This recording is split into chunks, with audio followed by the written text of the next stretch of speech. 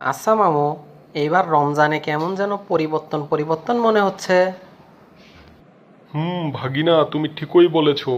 এবছর রমজানে নিত্য প্রয়োজনীয় জিনিসপত্রের দাম বিগত 15 বছরের চেয়ে অনেক কম, যা জনগণের হাতের নাগালে।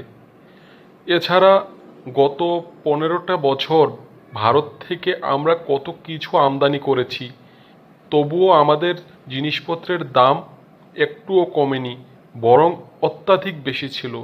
পেঁয়াজের দাম 500 টাকার উপরে কেজি প্রতি ছিল, কাঁচামরিচের দাম বেশি ছিল, আলুর দাম বেশি ছিল, চালের দাম বেশি ছিল।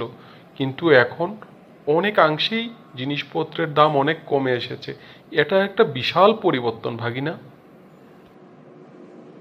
মামু, শুধু জিনিসপত্রের দাম কম হলেই তো হবে না, আমাদের দেশের কৃষকদের কথাও তো মাথায় রাখতে হবে, তাই না? তুমি কি মনে করো?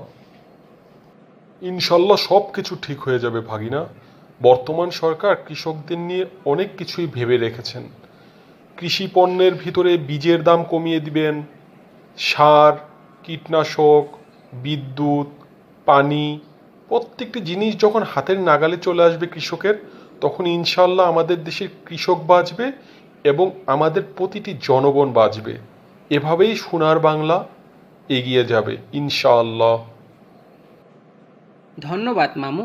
সেই সাথে দেশ বিদেশে যে সকল ভাই ও বোনেরা এই ভিডিওটি দেখছেন, আপনাদের মনে যদি কোনো প্রশ্ন এসে থাকে, অবশ্যই কমেন্ট বক্সে জানাবেন, আমাদের মামু অ্যান্সার দিয়ে যাবেন।